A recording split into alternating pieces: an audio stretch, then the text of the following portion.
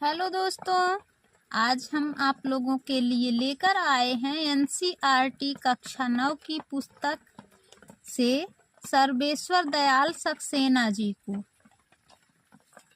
सर्वेश्वर दयाल सक्सेना जी का जन्म उत्तर प्रदेश के बस्ती जिले में सन 1972 ईस्वी में हुआ था।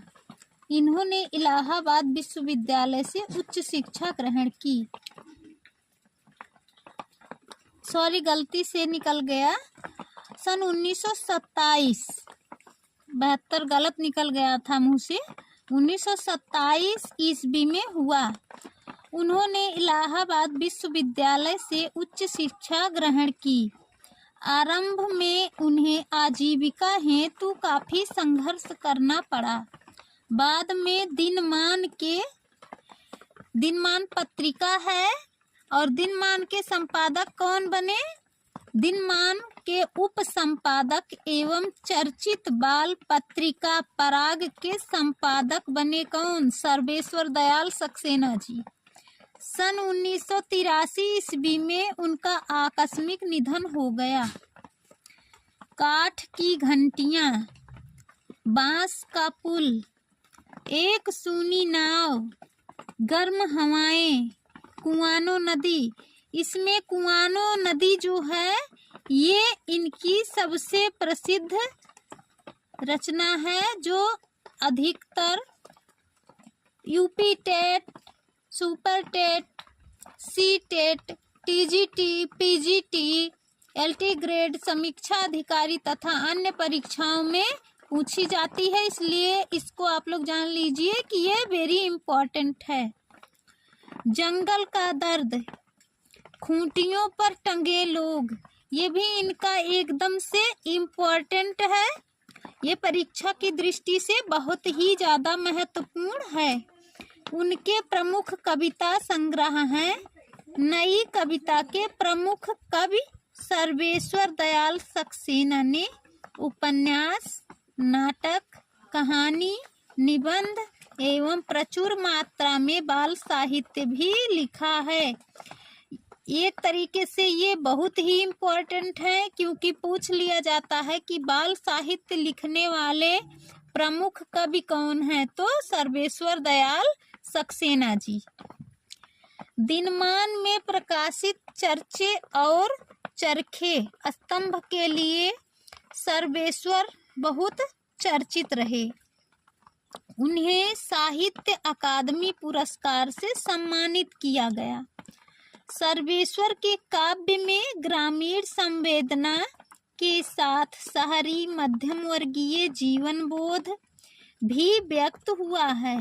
अर्थात इन्होंने शहर और गांव दोनों स्थानों का वर्णन अपने काव्य में किया है। वो भी ना तो बहुत ज्यादा उच्च वर्ग का, ना तो बहुत ज्यादा निम्न वर्ग का, मध्यम वर्ग का वर्णन किया है। यह बोध उनके कथ्य में ही नहीं, भाषा में भी दिखाई देता है। सर्वेश्वर की भाषा सहज एवं लोक की महक के लिए हुए हैं। आज हम आप लोगों के लिए सर्वेश्वर दयाल सक्सेना द्वारा रचित काव्य की पंक्तियां लेकर आए हैं। कविता है मेघ आए। मेघ आए बड़े बंठन के संवर के, आगे आगे नाचती गाती बयार चली।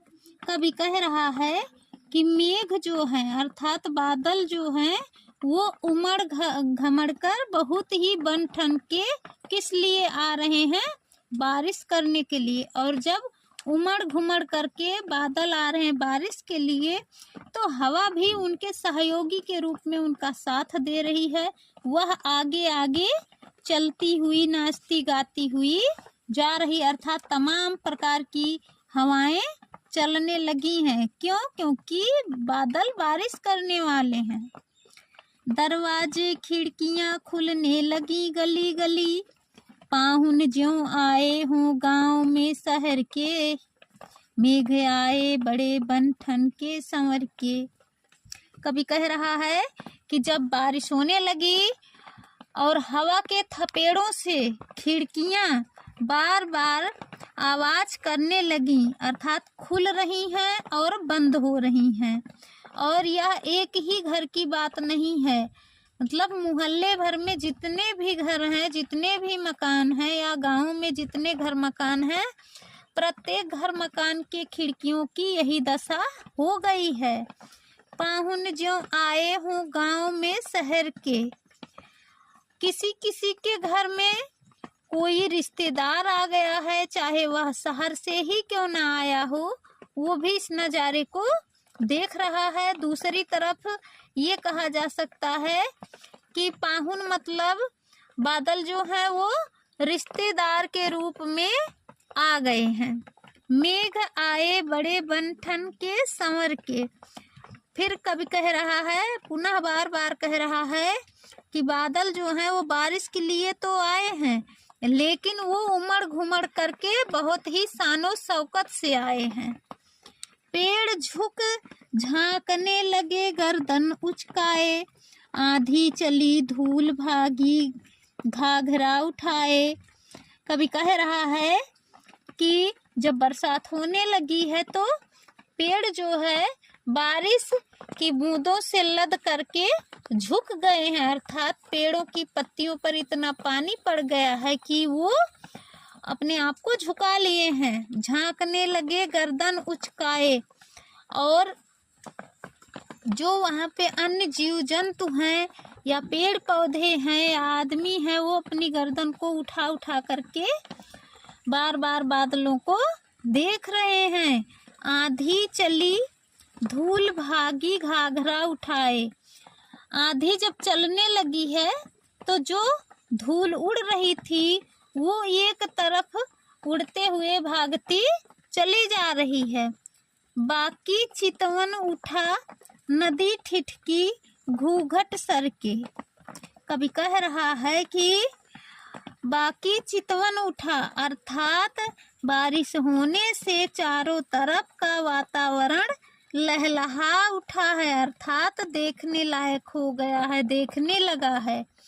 नदी ठिठकी, जो रुकी हुई नदी थी, अर्थात जब नदियों में पानी कम हो गया था तो वो बहना बंद कर दी थी, तो ठिठकी का मतलब रुकना होता है। कभी कह रहा है जो रुकी हुई नदियां थी वो घूंघट सर के, वो बहने लगी हैं, अर्थात अपने घूंघट को उठा ली हैं, मतलब रुकना बंद कर दी हैं, बहने लगी हैं। सर के मतलब बहने लगी हैं।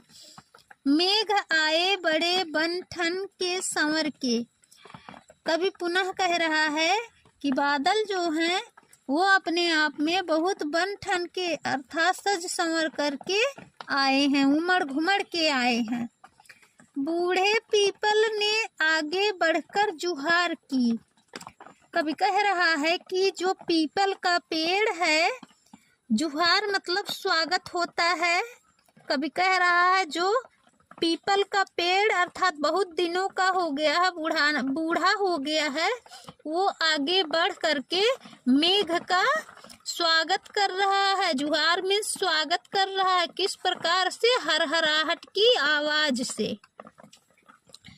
बरस बाद सुध लीन्ही, कभी कह रहा है कि बरसने के बाद, बादल जो है वो बरसने के बाद सबकी सुध ले रहा, अर्थात पानी से वातावरण व्याकुल हो गया था, जिसको बादल ने बरस करके सींच दिया और पूरा वातावरण शुद्ध हो गया है, सुरभित हो गया है, सुभाषित हो गया है। इस प्रकार से बादल ने संपूर्ण वातावरण की सुध ली है।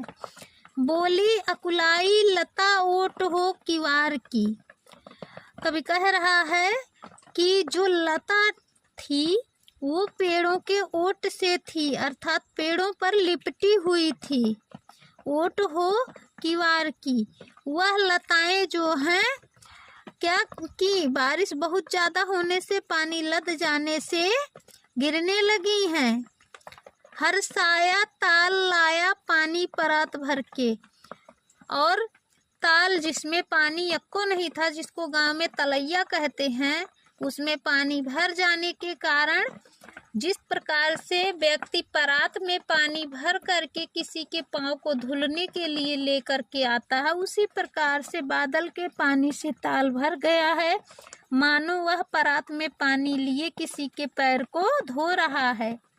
मेघ आए बड़े बन ठन के संवर के। कवि फिर कह रहा है कि जो बादल हैं वो उमड़ घुमड़ के बहुत सज संवर के बरसने के लिए आए हुए हैं। क्षितिज अटारी गहराई दामिनी दम की। कवि कह रहा है कि क्षितिज अटारी गहराई मतलब चारों ओर जो है पानी फैलने लगा है, और दामिनी दम की, और बिजली, दामिनी मीन्स होता है बिजली, बिजली जो है वो चमकने लगी है, अर्थात जितना ही पानी बरस रहा है उतने ही आसमान में कड़क कड़क के बिजली चमक रही है। क्षमा करो गांठ खुल गई अब भरम की। कवि कह रहा है कि जो बादल है वो अब बारिश करने के लिए सोच रहा है कि अब मतलब हम प्रकृति को और ज़्यादा पानी देंगे तो नुकसान हो जाएगा, अर्थात हमको क्षमा करो, हमारा भ्रम दूर हो गया है, हमारी वजह से पूरी पृथ्वी जो है हरी भरी हो गई है जल के कारण, और अंधकार का जो भ्रम था वो खत्म हो चुका है, टूट गया है। बांध टूटा झरझर मिलन के अश्रु ढर के। कवि कह रहा है कि जो धरती और आकाश अर्थात बारिश और सूखे के बीच दीवार बन गई थी वो खत्म हो गया है। झरझर मिलन के अश्रु ढर के, और इस प्रकार से बादलों से धरती को मिलने के लिए बूंदों के रूप में अश्रु गिरने लगे हैं। मेघ आए बड़े बन ठन के संवर के। कवि पुनः कह रहा है कि बादल जो है उमड़ घुमड़ कर बरसते हुए बहुत ही सज संवर के सुंदर लग रहे हैं। धन्यवाद। यदि आप सभी को वीडियो पसंद आए तो लाइक, सब्सक्राइब, शेयर करना ना भूलें। यदि आप सभी को इस पाठ का कोड चाहिए तो QR कोड चाहिए तो हम वीडियो के अंत में आपको दे देंगे। धन्यवाद।